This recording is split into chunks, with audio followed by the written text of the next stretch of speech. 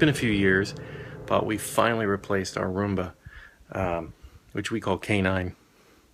You know, mechanical dog from Doctor Who. We've always called him. I had a first generation Roomba, and although what a pain to clean, and had problems with the batteries, but we replaced it with a newer model, and that lasted about a year, and then it died, and with a mechanical problem. My main complaint about them. Anyway, it's been a couple for years, and it's time to try again. So we have this one, a 655 model pet series, and we have a pet, so perfect timing. Of course, the most boring part is when you get it, you have to charge it until it's ready to go, which could be overnight. Although since it's morning, it'll probably be later today. I am determined to beat jet lag today, but not everyone is being as successful as I am.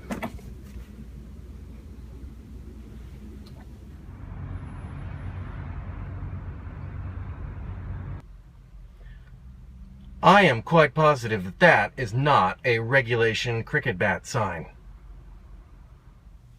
We have some hard questions to ask you and I, and the first is, where do we go from here? Well, the first is, why am I wearing a chroma key green shirt?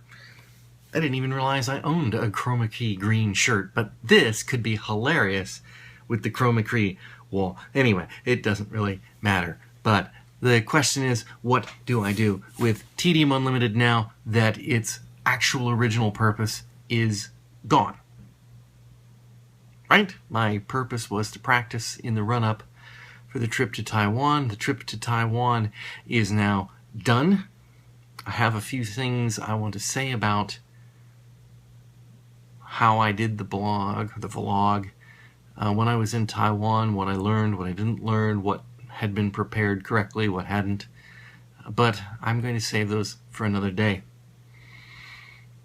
I'll recap briefly that I think I stopped shooting video. You know, they make you turn off the cameras when things get interesting, looking out the windows and stuff. So we got to Seattle on time. Every airport has a transfer time, a minimum amount of time that it needs for you to take a certain kind of transfer. So, for example, an international flight, if you go to airport A, it might be 3 hours. If you go to airport B, it might be 2 hours. That they have determined is the length of time it takes you to get in and get to your transfer flight, and airlines will not allow you to book those adjoining flights any closer. Now, Los Angeles is quite a long distance. Between Seattle is an hour and I think it's 20 minutes, and we had 1 hour and 20 minutes from the time we landed to the time we had to take off on the other plane. So we got in through customs. You can't take any pictures in customs, but Seattle had a completely different mechanism than I've ever used coming into the United States. Similarly in Taiwan, you, and this was new, you put your fingers on a fingerprint reader as you came in, and then they had a camera and they snapped your picture. You know, at the passport office in Seattle, you put you yourself personally put your passport on the this device. In other words, you don't even see a person. They send you to an ATM, or kiosk as they call it, but it's basically an ATM. You put your passport on it, it scans the passport, you line up a picture, it takes a picture of you. I think you answer a couple of questions. It wasn't much, just like, is this you? And then it prints out a ticket for you that's got your picture already on it, and your passport information and everything from your passport. And then you go, it turns out as a family, you go hand it in to the person at the passport window, who fortunately liked my Many Moods of Spock shirt, and so just handed it to him and off you go. Right through customs and through like 4 shuttles in SeaTac Airport. You just get on the train and it takes you to one, and you get off and it takes you to another, and you get off and it takes you to... It feels like you're just basically being sent around in a meaningless circle. And then we passed a food court. And we thought, wow, that'd be great. I can have some food. There's a Burger King there. I can get a soda. Oh, no, wait. 5 minutes till boarding time. So we got to the gate, and we basically boarded the flight to Phoenix and took the flight. And that was uneventful, really. And we got home. It was very late. We got home around 1:30 in the morning. I had the next day off to try to adjust. I went to work Friday, made it half a day. The jet lag got me. And that leads us to today, where we actually got out and did things. So the first thing I did is I went out and we got a new Roomba. And I like it. It's quieter. It seems to be more intelligent about returning to its dock. It seems to be more intelligent about running into walls. The old ones would slam the walls with the bumpers. This one comes up to the wall and gets about this far and it goes, slows down very slowly and then hits the wall with the bumper. So it's obviously got some sort of forward detection sensors on it. It's an improvement. I like it. Had to spend 8 hours charging it before I got to play with it.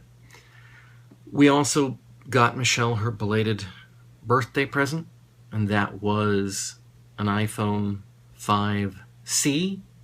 That's the low-end iPhone, and I will hand it to the people at the Apple Store.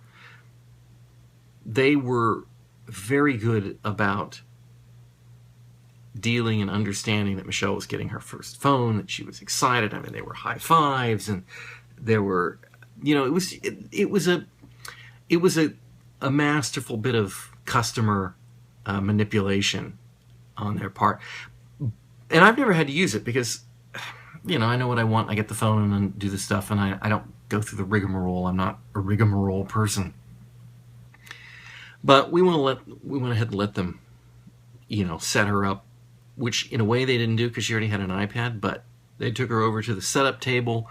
They introduced her to Mr. Setup. He had about 5 or 6 people there. Some of them were getting new Macs ready, and some of them were getting iPads all set up that they just bought.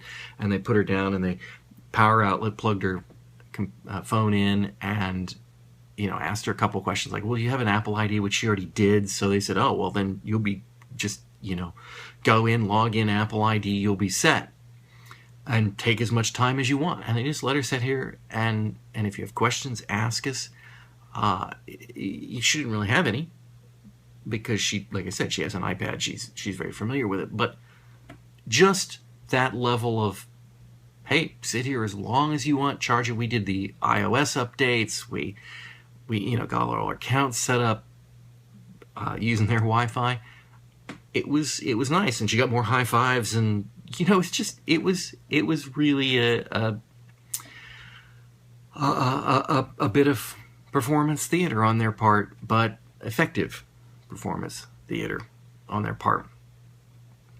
So that is what we have done today, and